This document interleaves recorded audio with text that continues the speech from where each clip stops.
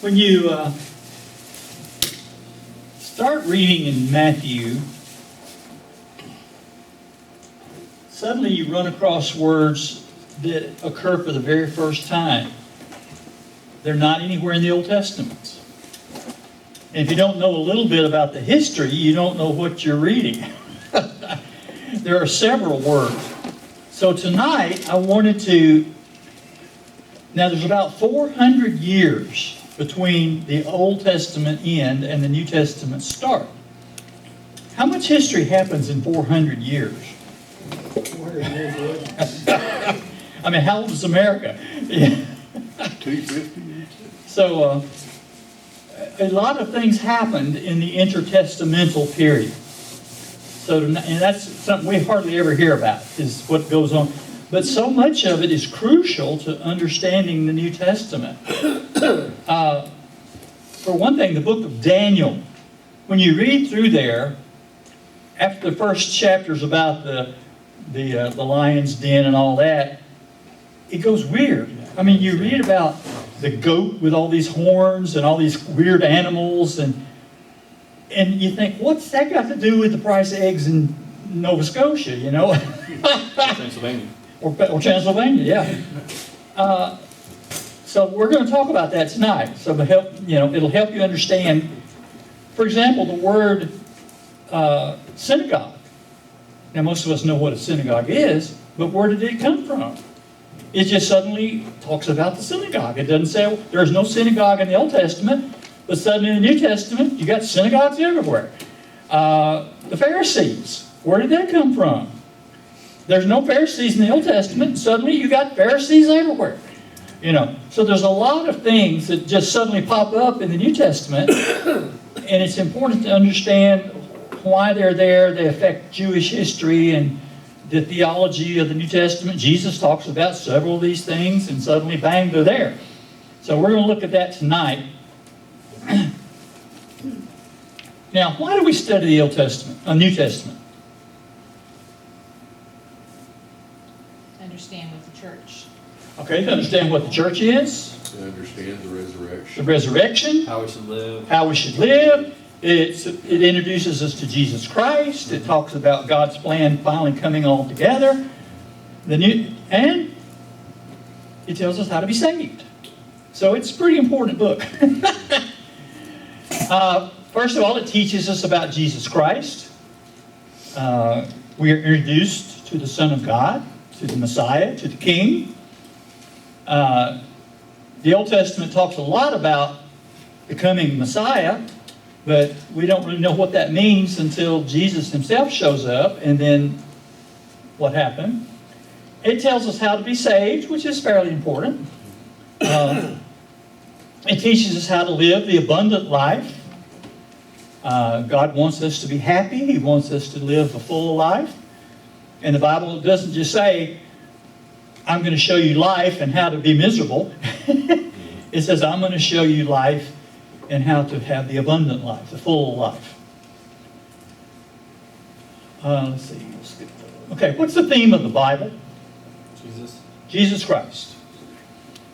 What's the theme of the Old Testament? He's coming. The Messiah is coming. The theme of the Gospels? He's here. The theme of the rest of the New Testament? He's coming back. So it's all about Jesus Christ. You know, the kids say, the answer to the question is Jesus Christ. Well, that's, in a sense, true. Everything is about yes, sir. I saw a billboard on the way down there, the Sunset, that said, the answer to your problems is Jesus. That's right. That's right. He's exactly right. That's a good point. He's exactly right. So the theme of everything is Jesus Christ. It's all about Him. Your relationship with God depends on what?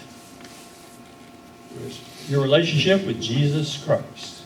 I am the way, the truth, and the life. No one comes to the Father except through me. So it's all about Jesus Christ. It really is. And Jesus is the fulfillment of God's eternal plan to restore the kingdom to the earth, to restore salvation to us, to make us right with God, and so forth. It's all part of God's plan. The original design was to put us in the garden, we would rule the earth, and then the design was corrupted by sin. You know, we think of the worst possible things that could happen. Nuclear war, the economy melts down. Well, what's the worst thing that can happen? God turned his back on God us. turns back on it, yeah. You lose your soul. That's by far the worst possible thing that could happen. And so sin brought that possibility into the picture. And so God went to all this trouble with all these things. He gave his own son, thousands of years of work. He maneuvered nations and peoples and individuals and kings and prophets toward one outcome. And so God had an eternal plan that is still under consideration. Reconciliation, we've talked about, is restoring the relationship. We have to get back to God. All right, now here are some factors from the Old Testament and between the Testaments that influence the New Testament story. Once I studied these things and learned about them, it just doubled my ability to understand the New Testament. So it's crucial that we get all this. Much of the prophecies of the Old Testament actually concern the intertestamental period. What went on, there's some major events that happened during that 400 years. Now we're going to back up just a little bit before the end of the Old Testament. And last week we talked about in 722 the Assyrians destroyed Samaria. They destroyed the northern kingdom essentially. They brought in all these foreigners and intermixed them with the Jews that were left in Samaria. And what do they have to do with the New Testament story? They did what God told them not to do. Well, that's true too. But what occurred because the Assyrians mixed in all these... Well, they didn't let them rebuild the temple. Or okay. But we're talking about the Samaritans. Oh. When Jesus talks about the Samaritans, well, where did they come from? Well, that's where they came from. And so that was about 722 BC when the Assyrians came in and destroyed Samaria, leveled the city, carried off thousands of Jews, slaughtered thousands, and then brought in all the other foreigners and mixed them in. And by the time of Christ, that was a problem because the Jews in the south looked at the Jews in the north as half-breeds, and they didn't have anything to do with them. And then they insulted the Jews in the north by telling them they couldn't have anything to do with building the temple, so there was warfare and hatred between them for centuries.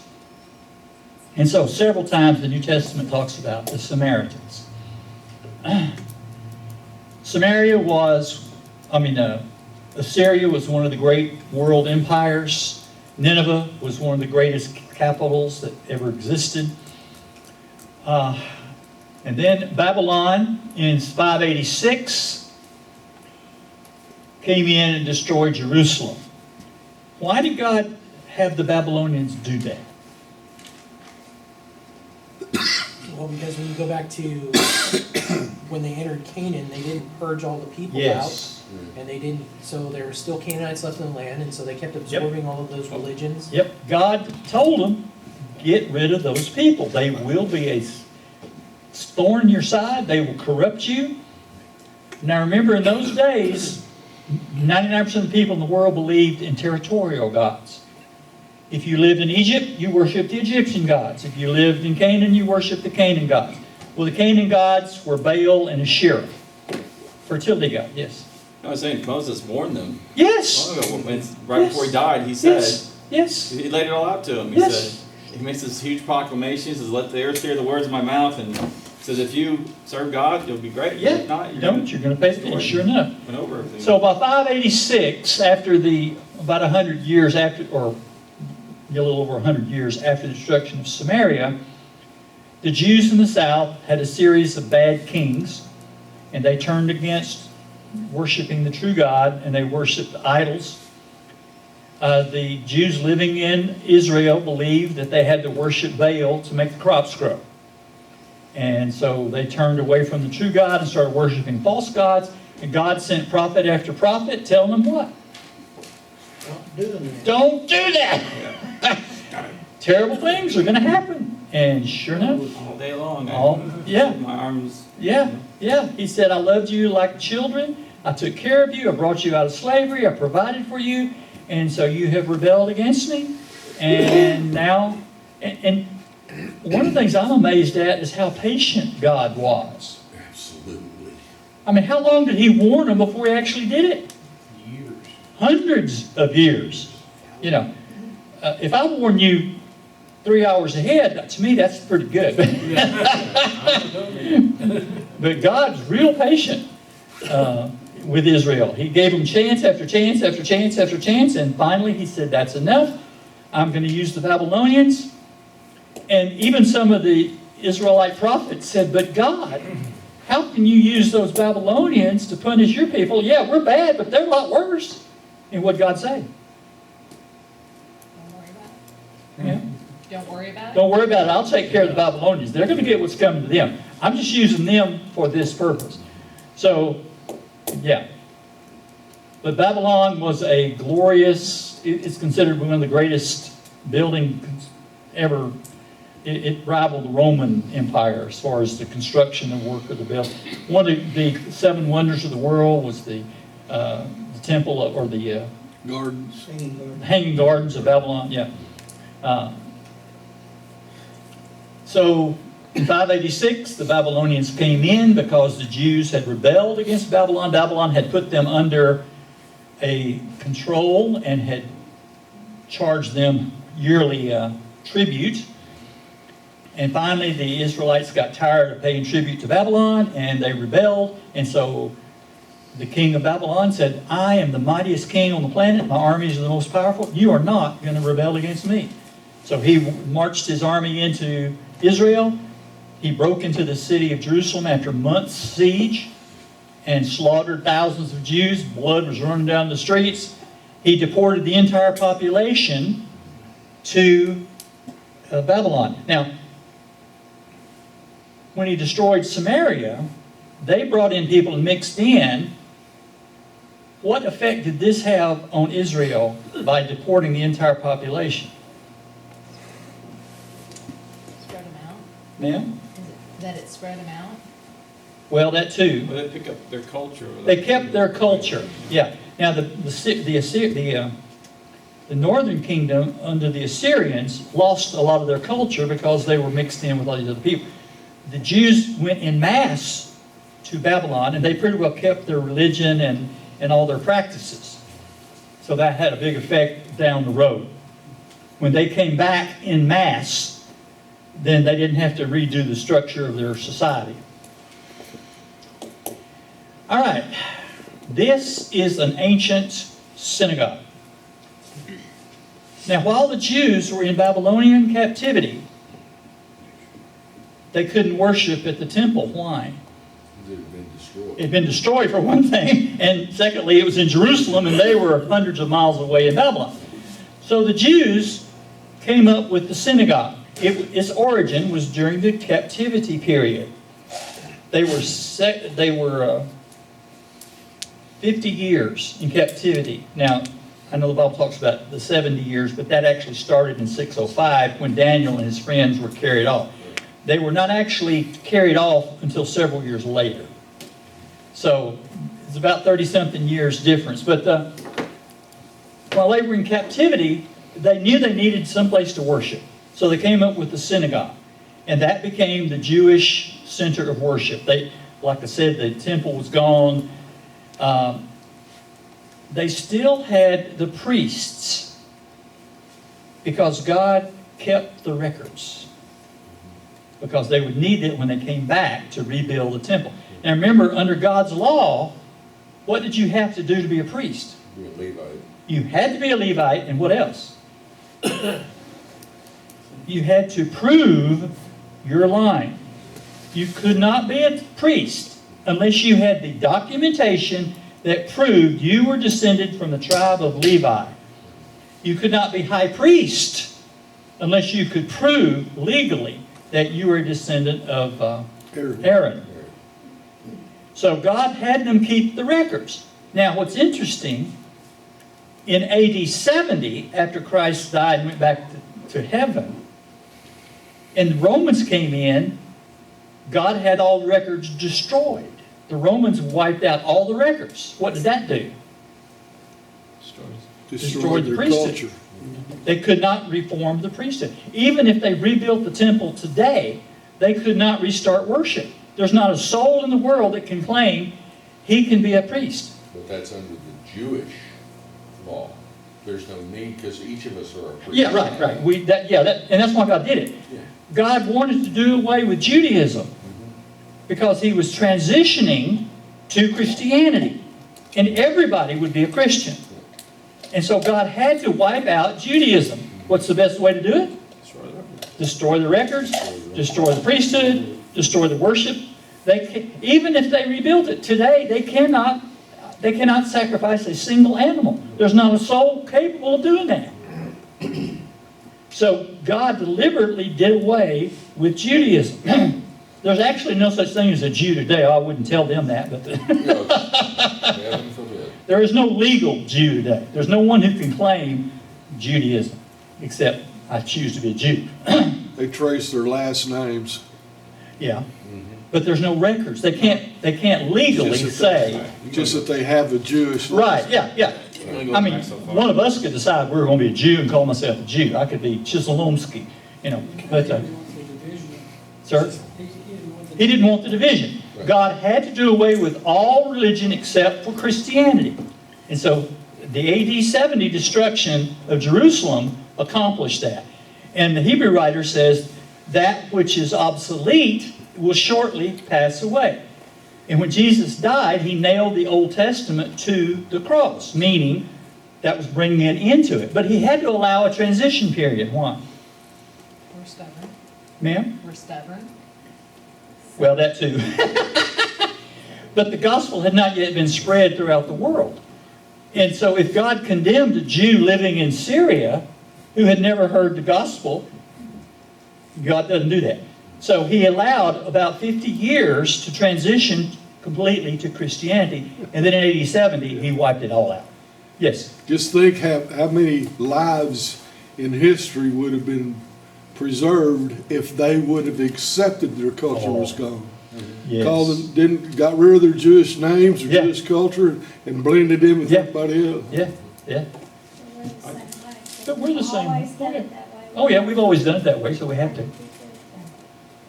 I just Yes. find it interesting, the differences between the Syrians and the Babylonians, They have a Yes. totally different way of approaching this. Yes. And seeing that they built the synagogue, they had to have allowed the Jews to build the synagogue because they were, Right. there, so. Yeah, the Babylonians did. Right. Yeah, the Babylonians had a different philosophy of handling captured people. They believed, let them worship. Let's keep them happy. The Babylonians didn't say you can't worship Jehovah. They just said you're now part of our country, and if you want to worship our gods, fine. But the synagogues were designed by the Jews to replace the worship in the temple and to provide a place for training the children. It was their school system. It became their social center. People would go there to meet, and to this day, that's the way it's used. Yes, sir. Did they have a copy of the scriptures? I believe so, because when they went back, they did. Yeah, because when Jesus went back to the synagogue, he read from the Well, scroll. yeah, in Jerusalem, but not in Babylonia. Now, whether the Oh, Babylonians, each one of them had. Yeah, because they had to have been teaching their culture. right, yeah. I'm sure they took some with them. They I had mean, to they have were- some copies of the prophets or They something. must have had, yeah. Was it authorized? Like, do we know if the synagogue was actually authorized? I would assume so. By God? Yeah. Well, I don't think God would care if you want to start worshiping Him, and you can call the building you build whatever you want. It's not the building that's holy anyway, as long as they were worshiping Him. I mean, He But they seemed to weren't accept. doing any sacrifices in. No, doing no. any of The that. synagogue never had sacrifices. They just met and read Scripture and taught Scripture, and they taught the children in the synagogues, and that was their social Like the center. church does now. That became their center of relationship to God. That's an interesting question.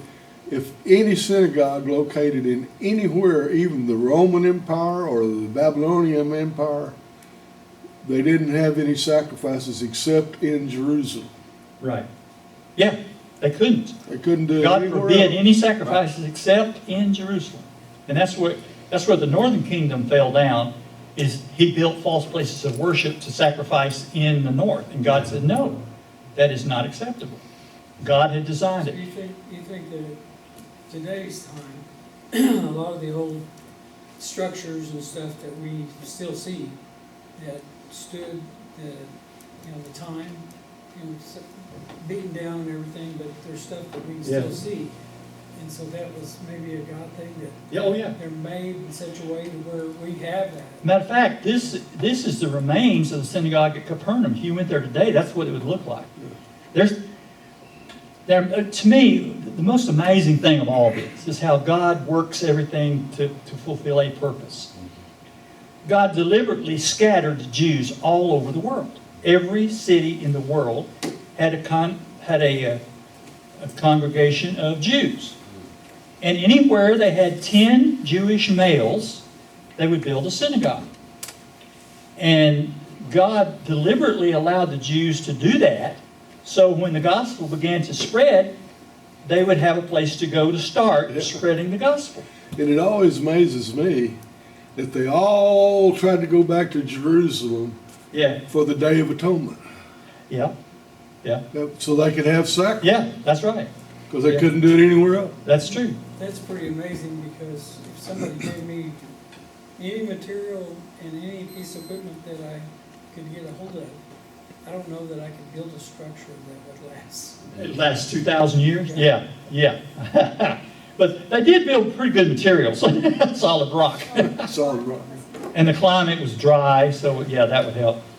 But Where was Babylon like today? Babylon would be today in Iraq and Iran, and that along the Mesopotamian Valley, the Tigris and Euphrates rivers. Yeah, it'd be up in that region. Matter of fact, Babylon still is a It's going in concern. Iraq.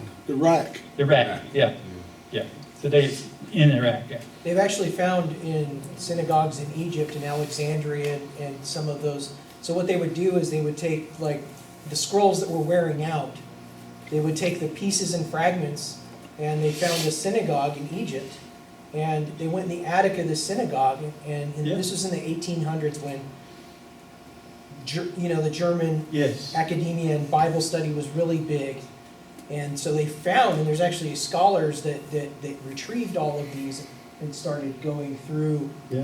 all of the scrolls. There are and stuff. thousands of pieces of manuscripts, and the Jews kept the scripts and kept them going and recopied them, and yeah. Yes. But they're So- old copies, they a lot of times. And that's all part of God's master plan to work down through the point of Christ's coming. And every city in the world that had a Jew in it eventually had a synagogue in it. And God used that for his purposes. So that was the origin of the synagogue. When they couldn't get back to Jerusalem to worship, they came up with a synagogue. Yes. It's, as a student of language, where does the word synagogue come from? What did it mean? What does it mean? We know what it means now. Where did that The word? Greek word is synagogue. Synagogue. Yeah. Yeah. And I'm not sure what the word actually means. Maybe assembly. I'd have to look it up. Synagogue. I used to know that. It sounds like They're saying here Greek meeting, Meeting, okay, meeting place, yeah. together or bring together. Yeah, yeah. Basically, it means the same word as church. The word church is an assembly, and that's what the synagogue was. But the Jews used it to worship, to study, to train, and as a social center. They would come out, To go with what April asked a while ago, with it being authorized, do you think that is why God would have authorized Yes, sir. synagogues being built? yes, sir. So that the people would come together to I think, well, worship sure. and learn Sure. His Well, word? if they hadn't, we wouldn't have That's the right. Old Testament as we have it. That's right. Exactly. And the Jewish religion would have disappeared if the people hadn't. That's how they kept their culture going. Well, that's why God had the Babylonians have that mindset of. I think so. God and continue, Yeah, so they could- God influenced wherever he needed to Right. affect. Now, the Assyrians, God did not mean to save the Jewish culture. The 10 tribes that were destroyed in the north, what happened to them? completely gone. They're gone. They're gone. Now, the Mormons teach that the American Indians were the descendants of those 10 tribes. They actually teach in the Book of Mormon that they built this big boat, and it was completely round like a barrel. And it had a cork on the floor and the ceiling, and whenever it rolled over, they would pull the cork. I'm thinking, While they were wearing a right, right. That's because Joseph Smith was chewing marijuana. Yeah, no kidding. He was chewing something. Yeah. But they teach that those 10 tribes came to America, and that became the American Indians. Those 10 tribes. Of course, the Mormons will tell you that what's the museum in Washington? Smithsonian. The Smithsonian. They will tell you that the Smithsonian uses the Book of Mormon as a guide. Well, if you call up the Smithsonian or text them, they'll say, we were given a copy by the Mormons and we've got it, but we don't certainly use it.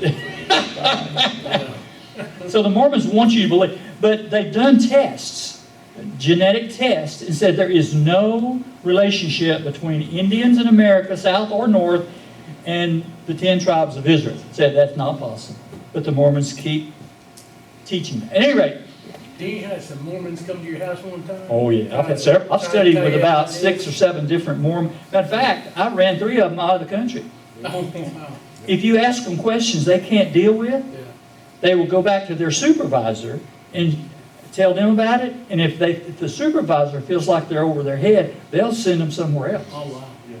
I wrote up a huge folder full of Mormon information. And the 2 Mormons came to my house, and I showed them the information. And one of them said, can I have a copy of that? Because and you never use anything but their own material, because they'll say you're anti-Mormon. So I just quoted from their own stuff. There's plenty of stuff. And he said, can I look at that? I said, sure. I said, don't show it to your supervisor. He says, why? I said, he'll take it away from you. He said, no, I won't. He came back the next day, he said, can I have another copy of that? I said, why? He said, my supervisor took it away from me. And before long, he was gone. He was back to Salt They Lake shipped- for retraining. Yeah, they sent him to Dallas or something.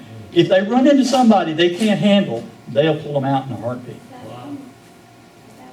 The Jehovah's Witness is one that told me they didn't want to hear from me. No, I ran several off. I mean, they just pulled them completely out and ran them off. I had so much information I just could not deal with. Just flat contradicts the stuff they're teaching.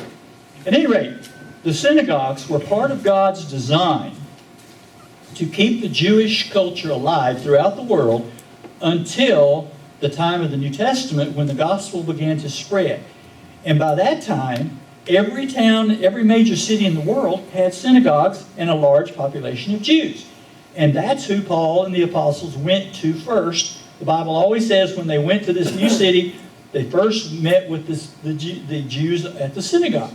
Those people already knew the gospel. They already knew about God, so they didn't have to be taught from scratch. And then when they were taught, then they would teach the Gentiles around.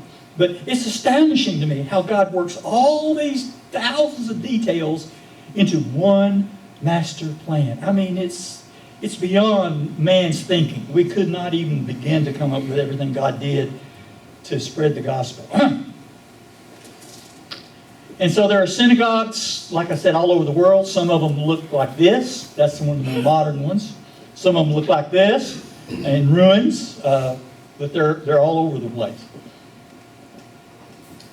You know, it's funny, Steve, it's like when the Jews were persecuted and hauled off to Babylon, they started meeting in their homes. Mm-hmm. Where did the first century Christians first meet? They In their started homes, in yeah. their homes. Yeah, yeah. But God wanted them to have a more permanent situation, so I don't know if He told them to use the synagogue or if they came up with that on their own and He allowed it. I suspect He had a hand in it because it was such an important part. So we're dealing in that 400 years now between the end of the Old Testament and the start of the New. And all this is working through history. All these synagogues, all these thousands of Jews, everything is working. And then in 539, the Persians came along and conquered Babylon. God is setting things up for a massive change.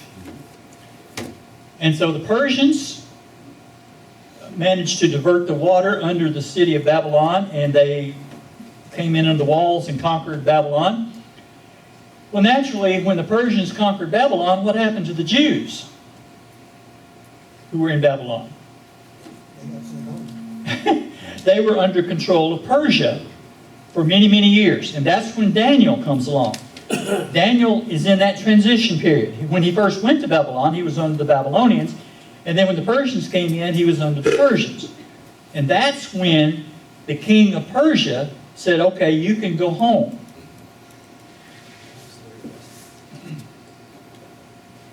And so the Jews were allowed to return to Israel in 535. The first Jewish repatriates from Babylonian captivity and then Persian captivity went home. By the way, Esther was also under the Persian period.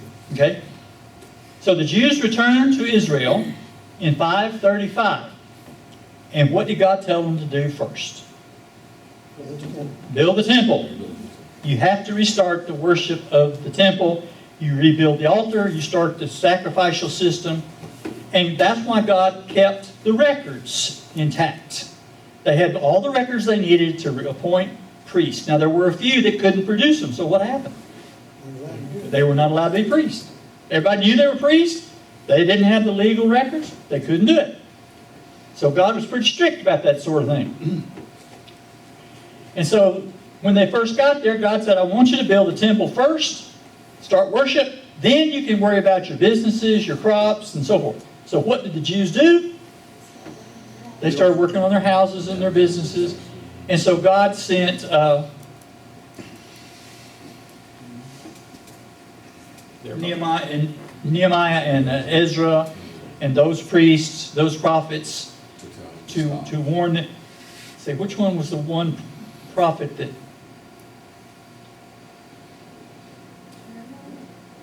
No. One prophet was sent to tell them to get back to work on the temple. No. Amos? No. Hosea? No. All right. Isaiah, Jeremiah, Lamentations, Ezekiel, Daniel, Hosea, Joel. One of the minor prophets. Obadiah. It was one of the minor prophets, yeah. That's the name I'll look up. Boy, my brain went dead. At any rate, one of the prophets was sent specifically to preach to the Jews in Israel, get back to work on the temple. You've gotten your priorities out of whack. God said, if you'll do my job first, then I'll bless you. Interesting. Interesting to me, because remember back in the time of David, David wanted to build a temple for God. Yes. And he said, have I ever had a temple? And then, so Yeah. you know it's for the people that God is doing Yes. this, right? Hey, God. Oh, good, yeah. So you know it's for the people that God's doing this, not Sure. for him. Oh, It's for right, their good. right, 'Cause right, he didn't, right. He's like, I didn't He knew they needed the temple for their own, yeah. At any rate, they returned to Jerusalem. They rebuilt the temple. They started rebuilding the walls, and that's the story of Nehemiah. The whole book of Nehemiah is about rebuilding the walls of Jerusalem. So in the early 500s, they go back, and the Jewish nation restarts, and everything is working fine. So about 100 years later is when the end of the Old Testament occurred. Okay? So 400 BC is the approximate end of the Old Testament. So we've got a period of 400 years here that Scripture doesn't cover. But there's a lot of important things that happened there, and I want to talk to you about those tonight in the next 3 minutes. Hellenism is a huge deal. Does anybody know what Hellenism is? It's like Greek culture. The Greek culture, yeah. By this time, the Greeks had become a major power in the world. Alexander the Great's father, Philip of Macedon, had organized the Greek city-states. Now, the Greeks were known throughout the world for their city-states. the problem is they fought each other like cats and dogs. Sparta and Athens and all these city-states. They were great warriors. They were great scholars. And then Philip, Alexander's father, came along and he organized the city-states into one country. And then his son, Alexander, took what his father had formed and raised an army, and he was a military genius. And he began to conquer the known world. So Hellenism is the influence of the Greek culture. And by the time of Christ, that was a big deal. How so? Well, it's at direct odds with Judaism. For one thing, it was direct odds of Culture. Judaism. Yeah. What are the most remaining facets of Hellenism? What were the greatest influences of Hellenism on the world? Thought, philosophy. Yes, the philosophies, the Greeks, Plato, Aristotle, Their God, Stoicism. right? Socrates. Matter of fact, our predominant philosophy today is Aristotelian. I know that's a word you use a lot. In America, in the West, we are Aristotelians, theologically. For whatever that's worth. Also, the Greek language. By the time of Christ, Greek was the most universally accepted language in the entire world. All scholars, all educated people spoke Greek. Paul spoke Greek. Because wherever he went, he could speak to somebody. You had Greek culture, Greek architecture, Greek plays. The Greeks were a huge influence in the next 400 or 500 years. Because of Alexander the Great. Because of Alexander. Alexander was an apostle of Hellenism. He believed that Hellenism was the most superior culture in the entire universe, and wherever he conquered, he demanded that everybody begin to adopt Greek culture. He would put in Greek racetracks, the Hippodrome. There was even one put in Jerusalem. So the Greeks began to be a huge influence, and then the New Testament's even written in Greek, so it tells you how important that was. This is Alexander. Imagine I don't think that's so good. Yeah, he was feeling poorly that That's all day. that's left of them. But he conquered the world. Matter of fact, the Bible said he cried when he conquered it all because he couldn't have anything else to conquer.